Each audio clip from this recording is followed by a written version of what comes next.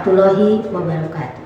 Saudara sekalian, selamat datang, selamat bergabung kembali bersama saya Yeni Ratna Suminar dari Prodi Ilmu Komunikasi, Fakultas Ilmu Komunikasi Universitas Padjadjaran pada mata kuliah Komunikasi Kesehatan. Dan pada kajian hari ini kita akan membahas mengenai komunikasi terapeutik. Sudah siap? Baik, saudara sekalian, komunikasi terapeutik adalah bagian dari komunikasi kesehatan, dan komunikasi terapeutik ini memiliki definisi atau pengertian sebagai upaya penyembuhan.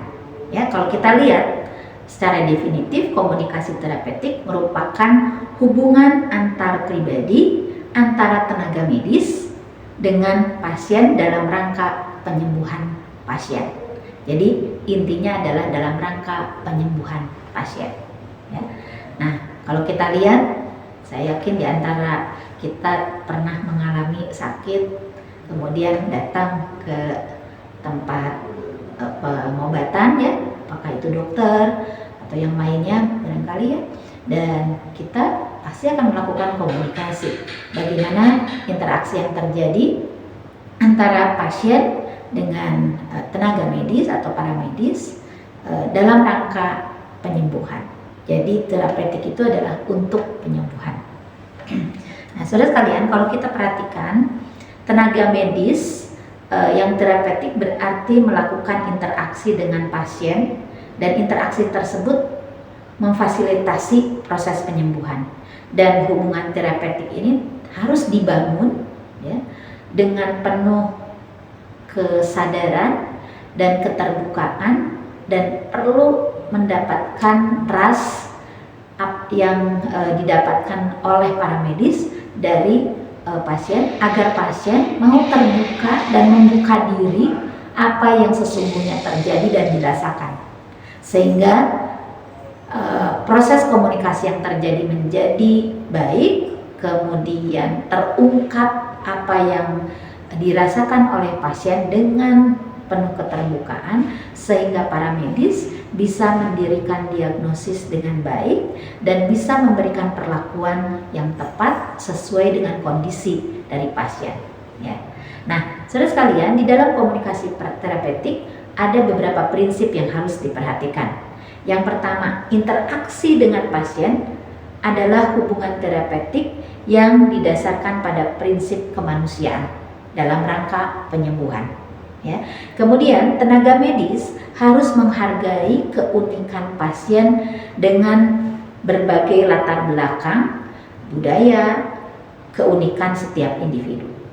Dan para medis harus bisa juga menjaga kerahasiaan nama baik dari pasien yang dihadapinya. Kemudian komunikasi yang dilakukan harus dapat menjaga harga diri, baik harga diri pasien maupun harga diri para medis itu sendiri.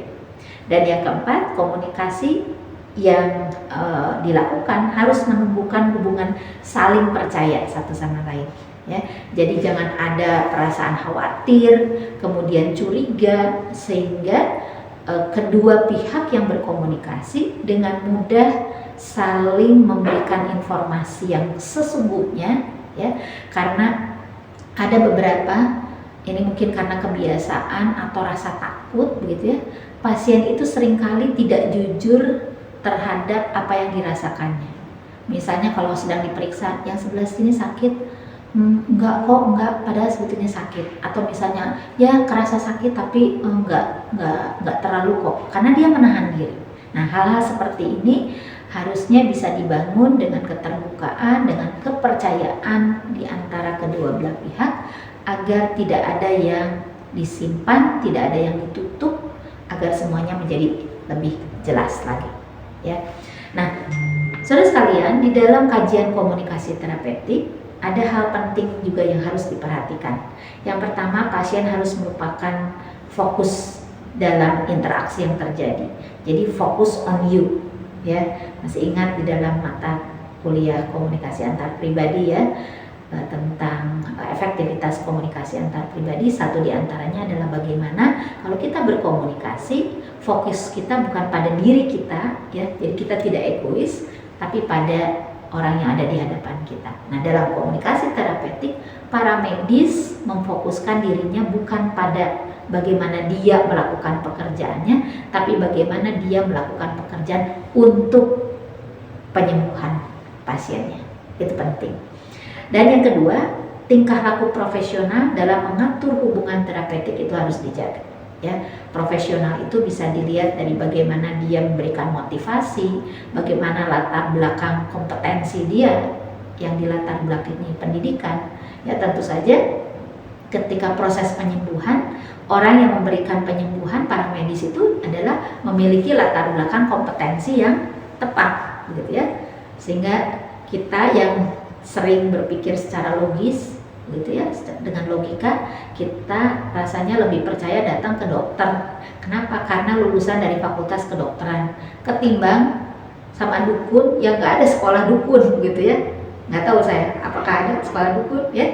Nah, kemudian yang ketiga, hal penting yang harus kita perhatikan dalam komunikasi terapeutik adalah hubungan sosial yang intim dengan pasien itu jangan dilakukan atau hindari. Jadi hubungan intim dengan pasien, karena saking terbukanya, saking untuk ingin membantu penyembuhan, dilakukanlah hubungan yang intim, itu yang harus dihindari. Intim itu dalam arti lebih ke personal, begitu ya. Kemudian tentu saja yang tadi saya sampaikan, hal yang keempat yang harus kita perhatikan adalah kerahasiaan harus dijaga, terutama kerahasiaan dari kondisi pasien, ya. Kemudian yang kelima, kompetensi intelektual harus dikaji dan diasah untuk hasil yang lebih baik lagi. Ini artinya apa? Bahwa para medis dalam beraktivitas dalam komunikasi terapeutik itu memang harus terus mengasah diri, karena perkembangan teknologi dan ilmu yang terus berkembang, sehingga dunia kesehatan pun ikut berkembang dan komunikasi terapeutik pun harus mengikuti hal seperti itu, ya. Misalnya yang terjadi di dokter kandungan sekarang itu, untuk melihat janin sudah bisa terdeteksi bagaimana detak jantungnya, kemudian bagaimana berat badannya dan lain sebagainya dengan alat yang canggih. Sementara kalau kita lihat 20 tahun yang lalu atau mungkin saja 15 tahun yang lalu, mungkin tidak seperti yang sekarang. Nah, perkembangan seperti itu harus terus diikuti, dan tentu saja ini akan memberikan keterpercayaan dari pasien terhadap layanan yang dilakukan oleh para medis, ya. Nah, berikutnya saudara sekalian, hal penting lain yang harus kita perhatikan adalah bagaimana memelihara interaksi yang tidak menilai terhadap pasien. Kemudian juga tidak memberikan penilaian tentang tingkah laku atau perilaku pasien. Ya, saya kira, dan kita juga jangan terlalu banyak memberikan nasihat. Ya, itu yang harus diperhatikan. Kemudian yang ketujuh, beri petunjuk pasien untuk menginterpretasikan kembali pengalamannya, ya, secara rasional. Nah, ini dalam rangka bagaimana pasien mau membuka diri, dan kita perlu menuntun mereka untuk bisa mengungkapkan dengan pernyataan-pernyataan yang baik tentang apa yang sedang mereka rasakan atau apa yang ingin mereka ungkapkan, ya. Nah, saya kira ini yang perlu kita perhatikan agar para medis bisa mendirikan diagnosis dengan baik dan proses komunikasi terapeutik bisa berjalan juga dengan baik. Nah, kemudian yang kedelapan, telusuri interaksi verbal pasien melalui pernyataan klarifikasi dan hindari perubahan subjek atau topik pembicaraan ketika sedang dilakukan interaksi untuk mendapatkan informasi apa yang sesungguhnya terjadi pada diri pasien. Itu artinya harus fokus, selesaikan apa yang sedang digali, dielaborasi, jangan berpindah-pindah topik sehingga tidak akan menghasilkan sebuah informasi yang utuh, tentang keberadaan dan kondisi pasien. Kemudian implementasi intervensi berdasarkan teori tentu saja, dan ini tentu saja memperlihatkan bagaimana para medis itu memiliki kompetensi intelektual yang baik begitu ya. Dan yang terakhir adalah membuka diri hanya digunakan pada saat memiliki tujuan terapeutik. Jadi keterbukaan itu bukan keterbukaan secara personal, urusan pribadi, tapi memang dalam proses penyembuhan ya. Boleh dokter memberikan contoh-contoh apa yang pernah terjadi dengan diri dokter atau keluarganya atau yang lain, itu dalam rangka mendirikan proses penyembuhan untuk pasien itu sendiri. Nah, saudara sekalian, dalam komunikasi terapeutik itu ada beberapa tahap yang harus kita perhatikan bagaimana komunikasi terapeutik itu melalui 4 tahap. Tahap yang pertama disebut dengan tahap pra-interaksi. Tahap kedua, tahap perkenalan atau orientasi. Tahap ketiga adalah tahap kerja, dan tahap yang terakhir adalah tahap terminasi. Mari kita lihat satu persatu. Tahap yang pertama adalah tahap pra-interaksi. Nah, saudara sekalian, dalam tahap ini perawat atau para medis menyiapkan kemampuan dirinya untuk bisa berhadapan dan berkomunikasi dengan baik dengan para pasien. Kemudian pada tahap prainteraksi ini ada 2 unsur penting yang perlu diperhatikan, yaitu unsur dari diri si para medis dan yang kedua adalah unsur dari pihak pasien itu sendiri. Nah, hal-hal yang harus dipelajari dari diri sendiri seperti pengetahuan yang dimiliki oleh para medis terkait dengan kondisi pasien. Jadi kalau misalnya ini mengenai penyakit X, berarti pengetahuan tentang penyakit X itu sudah dimiliki. Dan itu adalah hal yang mutlak harus dimiliki, karena untuk bisa memberikan treatment, memberikan pengobatan tentu saja sesuai dengan teori-teori yang ada tentang penyakit tersebut, gitu ya.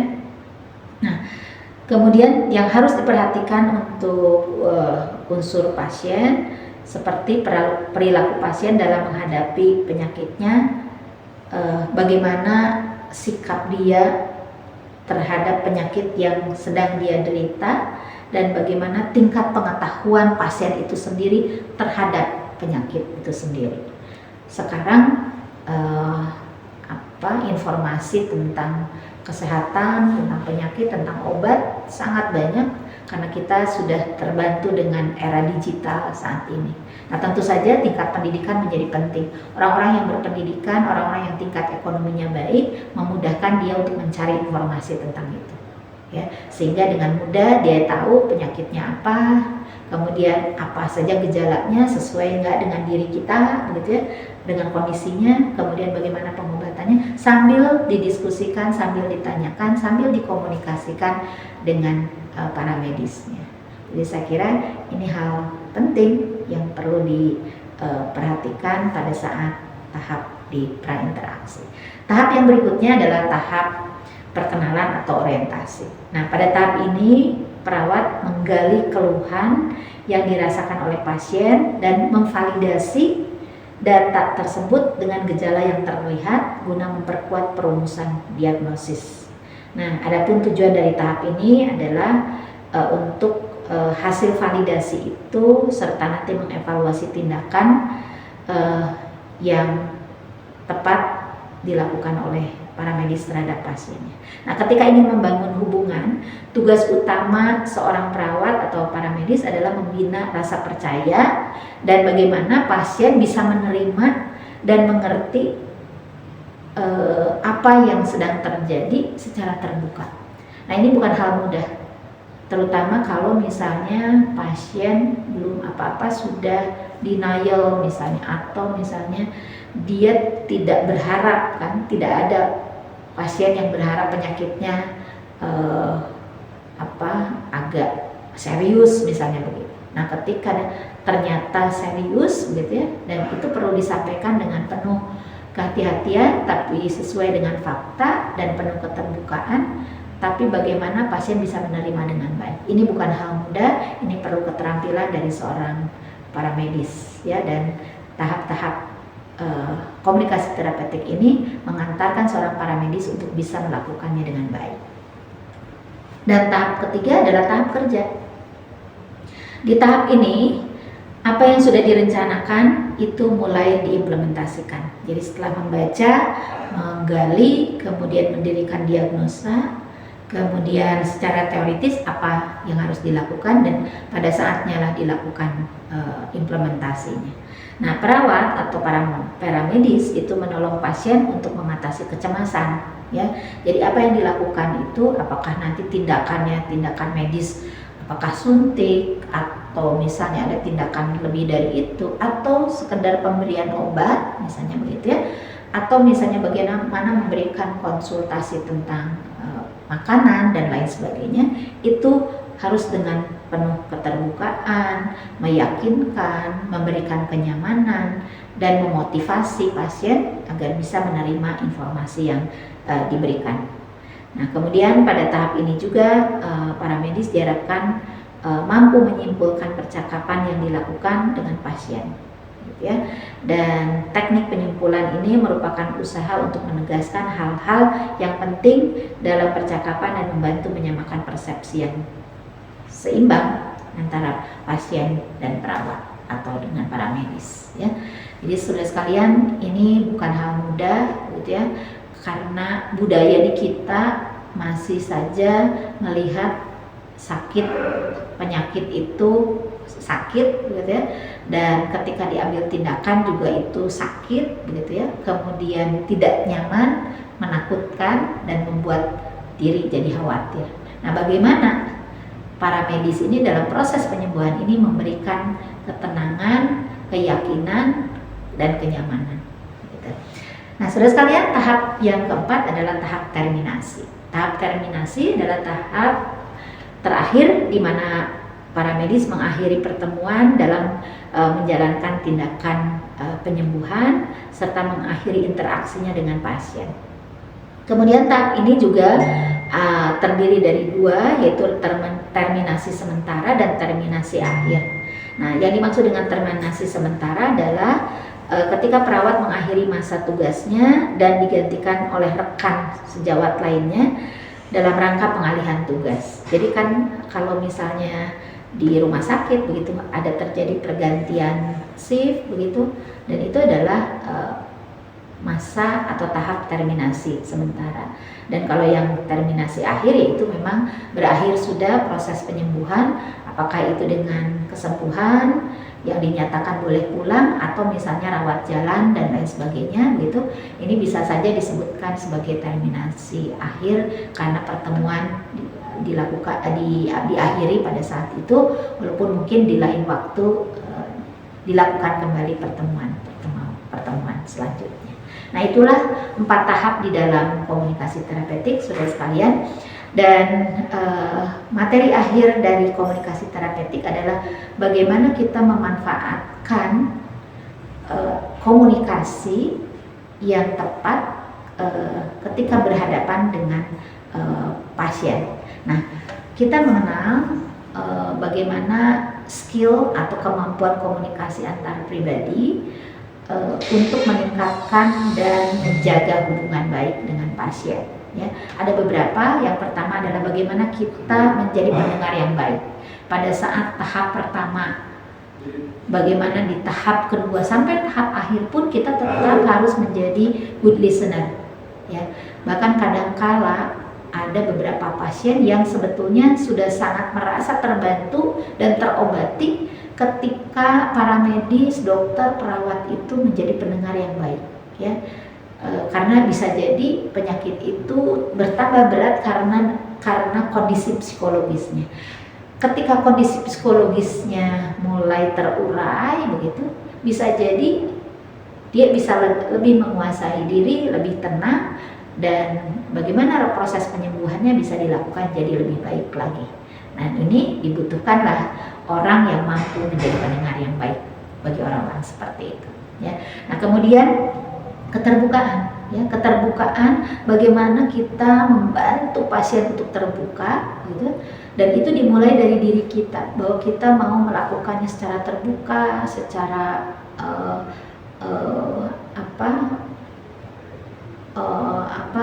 honesty, begitu ya. Nah, saya kira ini dibutuhkan effort yang baik ketika pasien bisa terbuka karena memang dari diri para medisnya sendiri membantu mereka untuk terbuka. Kemudian berempati, ya, bahwa orang yang sakit itu pasti tidak nyaman. Secara psikologis ada rasa cemas, ada khawatir. Kalau dari golongan ekonominya, mungkin dari menengah ke bawah, mungkin urusan ekonomi jadi beban juga. Nah, bagaimana kita coba berempati pada orang-orang yang seperti itu. Jadi menjadi penting ketika komunikasi terapeutik itu saling membuka diri, saling mengenal latar belakangnya, budayanya, gitu ya. Dan kemudian beradaptasi. Ya, beradaptasi tentu saja bagaimana para medis di sini yang coba melakukan dorongan pada diri kita untuk melakukan adaptasi, bagaimana berkomunikasi agar diterima oleh pasiennya.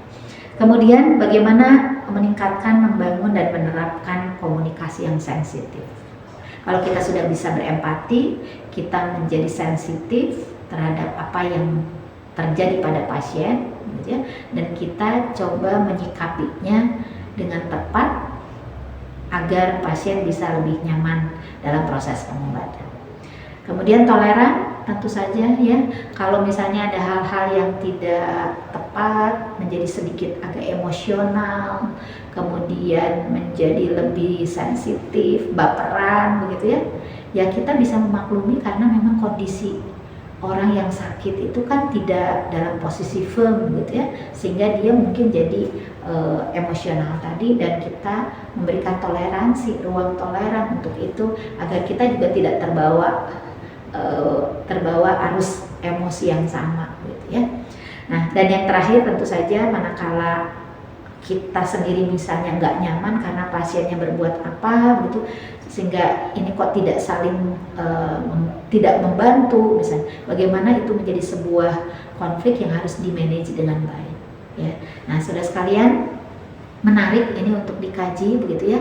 Dan tentu saja hubungan dokter pasien, gitu ya, para medis pasien itu banyak kajian yang sudah dilakukan, dan tentu saja ini menjadikan masukan yang baik untuk dunia kesehatan, baik untuk para pekerja medis maupun kita yang punya concern terhadap komunikasi kesehatan. Baik, saudara sekalian, demikian materi tentang komunikasi terapeutik untuk kali ini. Kita akan berjumpa kembali di materi yang lain. Semoga tetap semangat dan tetap jaga kesehatan. Saya Yeni Ratna Suminar undur diri, sampai bertemu kembali di materi yang berikutnya. Terima kasih.